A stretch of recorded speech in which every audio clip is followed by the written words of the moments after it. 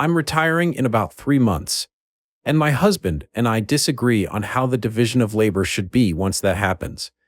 Since meeting my now husband, I have been very vocal about my plans to retire when I turn 40. I've planned my life around this goal, lived below my means ever since college, and gave up things to meet this goal. We got married in our early 30s, so it's only been 7 years since then. He also saves for retirement. I finally got him to up his amount to 20%, but won't be able to retire until at least 62. He's instead chosen to spend his money on things that make him happy, and I fully support and encourage him in that. Everyone has different goals in life. We are both child-free by choice, so that isn't a factor here. I've said in the past that I'm not going to be doing all of the cooking, cleaning, and finances once I retire because I don't want to replace one job with another. I currently do all of the cooking, most of the finances, and probably 25% of the cleaning. I think that it's fair as my husband usually works more hours than I do, and I'm a picky eater, so it just works out the best. He recently made a casual comment about how he's going to start working more overtime once I retire because he'll have less household stuff to do. I asked him what he meant by that, since my retirement doesn't really change anything for him, and that I preferred he didn't work more overtime so that we could spend time together. He said that most husbands with stay-at-home wives don't clean the house. I didn't know what to say because I thought we had already discussed this, so I tried my best to change the subject, but we had an argument about it yesterday at dinner, and he's now giving me the silent treatment. I slept in the guest room last night as he locked our bedroom door and wouldn't let me in. I just don't know how to get through to him. Even though I'll no longer be working, I won't be a stay-at-home wife by my own definition. To me, a stay-at-home partner is the manager of the home and doesn't bring in much, if any, income. Their job is to take care of the home. I'm not trading one job for another. I'm retiring. I'm still bringing in income. I've just planned my life so I no longer have to work 9 to 5 to do so. I have multiple hobbies that I've been super excited about devoting more time to. I love rock hounding, crocheting, and hiking. I'm an unpublished writer and have always dreamed of becoming published. I have a lifestyle blog and a pretty active Pinterest following. I'm not super consistent and they're not big enough to monetize, so I count them as hobbies, not side jobs. I also have a very long travel bucket list.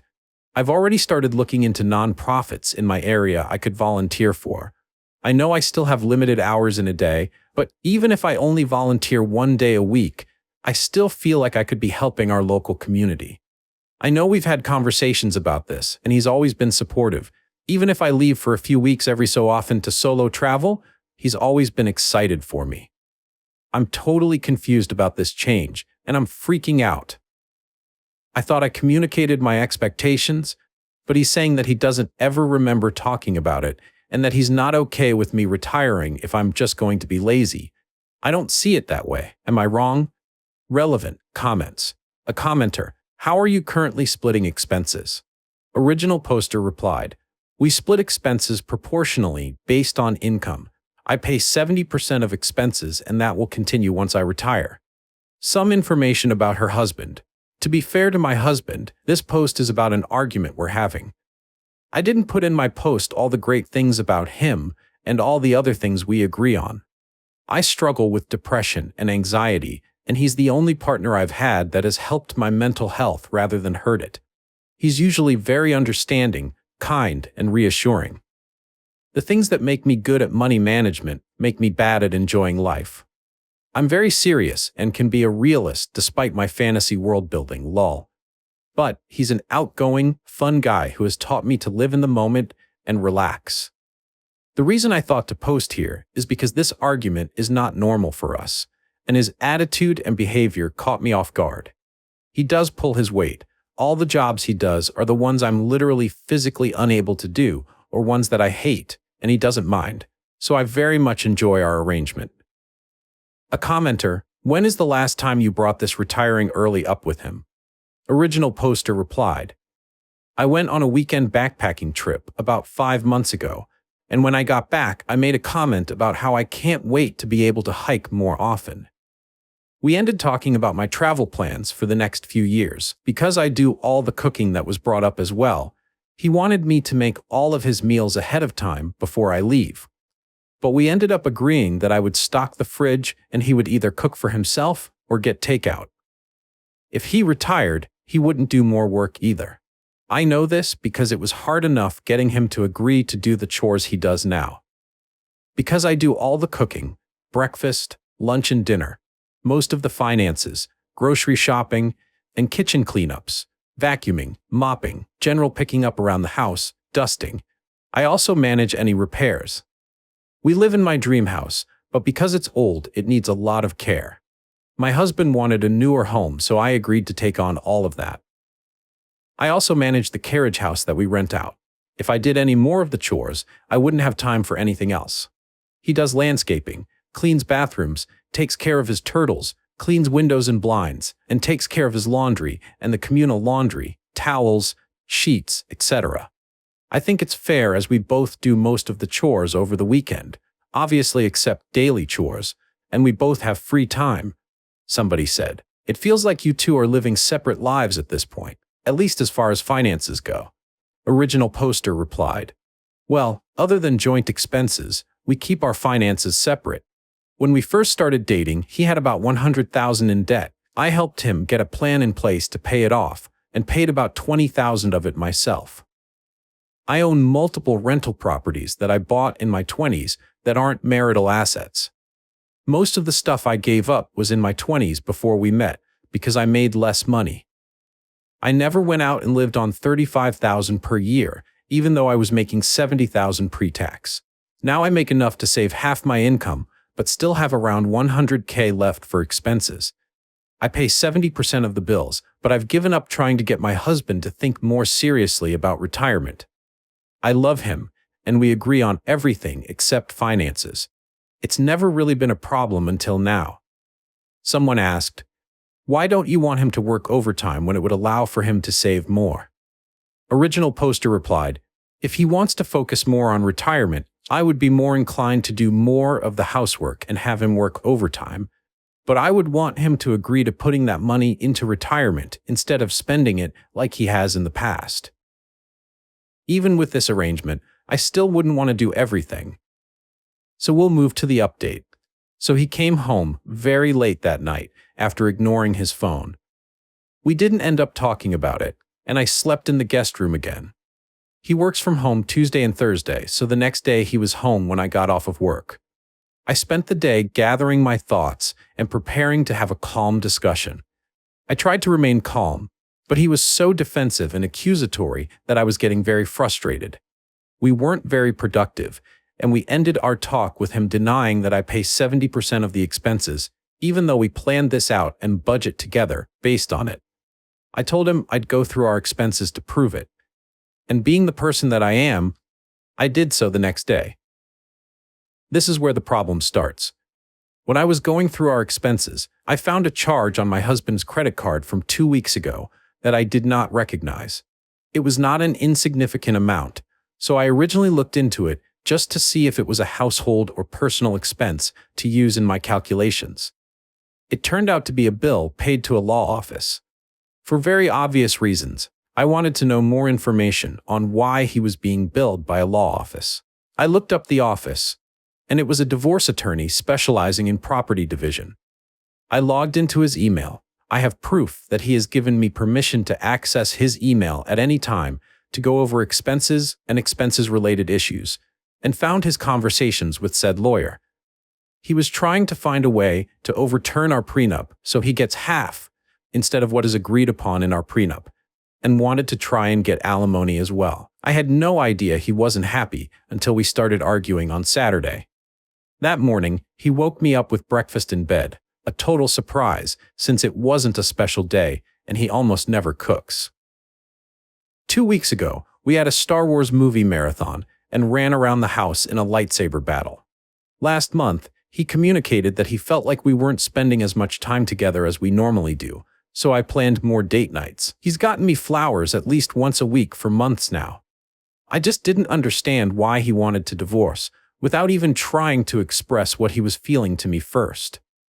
When I went all the way back to the very first emails, late July, a woman we'll call Ashley was brought up. I tried to think of a way to confirm my suspicions without him suspecting that I know what he's been up to. On Saturdays, we sometimes get takeout, so I purposely left my phone upstairs and asked him if I could use his to order the food, and I was taking too long to figure out what I wanted, so he went downstairs to finish what he was doing, giving me more time. It was hard to wait that long without letting on what I knew, but from Thursday to Saturday, I began to get a plan in place. I spoke with a divorce attorney and scheduled my consultation and made sure I had any legal and financial documents I may need. On Saturday, when I went through his phone, I found Instagram messages between him and Ashley. By going through the messages and looking at her account, I figured out a lot about her. Ashley seems to be a nice girl he met on Tinder back in May. She is 27 and married to her high school sweetheart, who can't bring in enough income for her to be a stay-at-home wife. Considering my husband works in tech, and by looking at the messages, lied about how much he makes, he is obviously the better option. He's lied to her about wanting to have kids and has told her that it's the reason he is unhappy in our marriage. I don't know what he's thinking she's going to do when she finds out he had a vasectomy. Ashley is apparently willing to be a proper woman and do wifely duties. These are her words, not my husband's. From cross-checking dates, when he's supposed to be hanging out with friends or at a work thing, he's actually with her. She has a weird work schedule, so she sometimes comes over to our house on the days he works from home and I'm in the office. She is convinced that after they both go through their respective divorces, that they'll live in the house together, get married, and have kids. He has just gone along with everything she says. He's told her that I'm lazy and hardly make any money, and that I wanted to quit my job and not do any work, which is why he's finally gotten the courage to leave me. He said that he's taking extra care in the divorce because he doesn't want to leave me with nothing. He also told her I changed my mind about having kids and that I'm denying him his masculine desire to continue his lineage. Now you may be thinking, are you stupid? How did you not know? The answer is, I had no idea, and I must be dumb as he played me for a fool. I'm trying to put some humor in this for my own sake, but I'm sobbing as I write this. I just got back from my new attorney's office with a lot of forms to fill out, and I'm so overwhelmed and still feel confused for some reason. Like this must just be a really bad dream. I reached out to Ashley's husband, so they're probably heading towards divorce as well. He seems like a nice enough guy, also totally blindsided by the affair. I told my husband I was divorcing him last night and told him he could either sleep in one of the guest rooms or get a hotel room. He chose the latter. So that's my update. Our prenup has a 99% chance of holding up in court, but we also have an infidelity clause that I'm hoping to prove so I can keep 100% of the house. I was willing to put my dream house in the infidelity clause because I knew I would never cheat. He was fine with it at the time as well, but is now blowing up my phone about it. If I can't prove his affair, which is unlikely considering the evidence I have, I would have to pay him about 25% of our equity in the house, which is enough for a down payment on another house, so he wants me to not bring his affair into our divorce. Which is weird to me since he had no qualms with bringing the affair into our marriage. Relevant comments.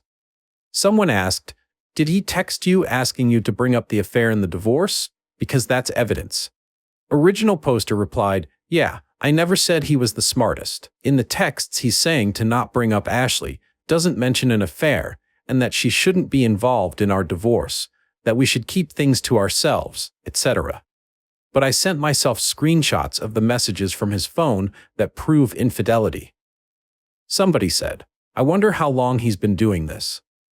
Original poster replied, I know that they met on Tinder in May, but I don't know if he's ever done anything like this before. Since it's very likely I'll be able to prove infidelity in court, I don't necessarily need to know if he's had other affairs, but I hope he'll tell me the truth if I ask. Maybe he will if I ask him after the divorce is settled, so it wouldn't hurt him at all, someone asked. How you saved money, or if you comes from wealth. Original poster replied, I started saving in high school, so yes, I lived at home during that time. I lived on campus my first 2 years of college and rented with friends the last two. I paid for my education with my scholarships, savings, and income.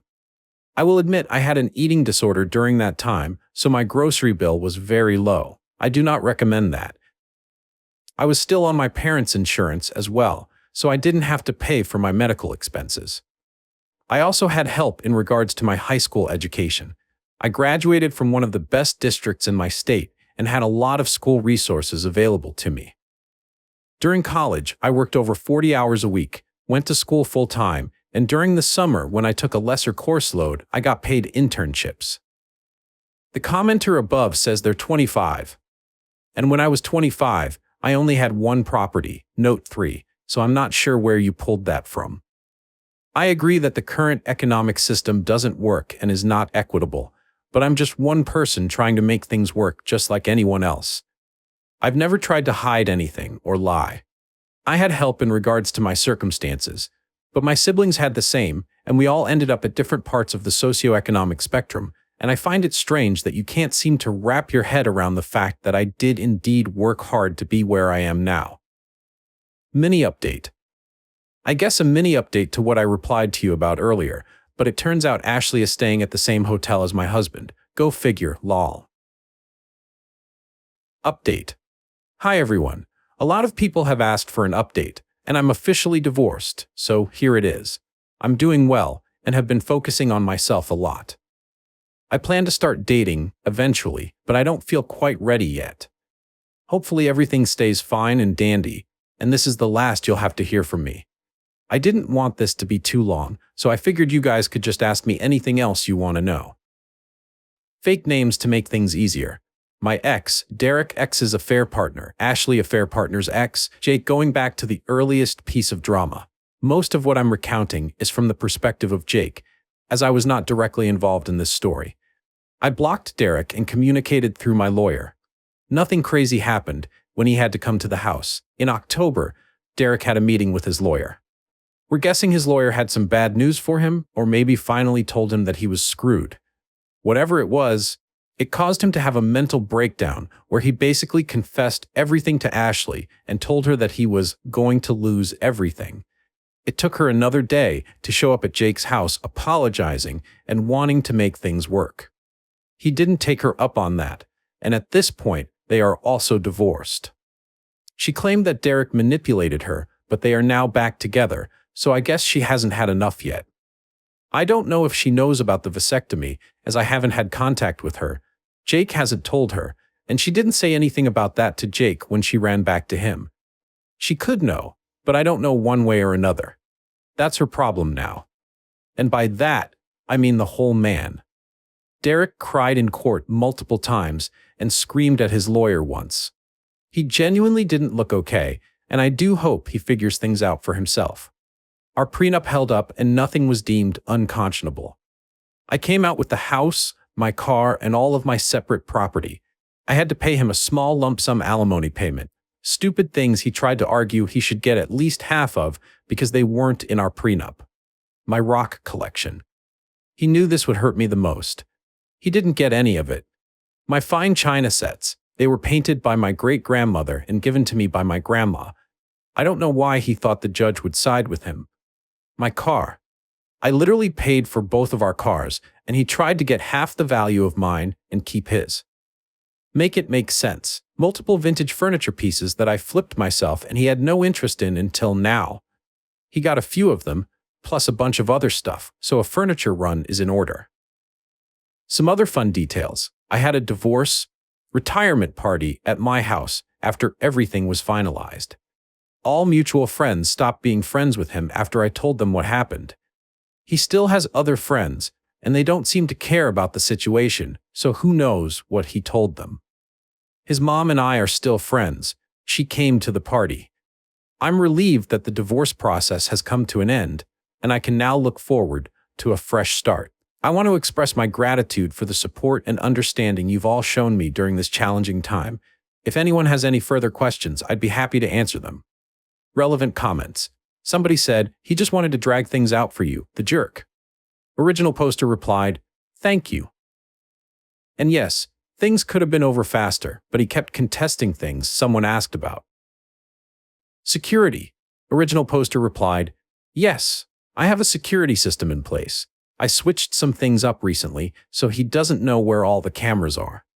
Finally got one of those Ring video doorbells.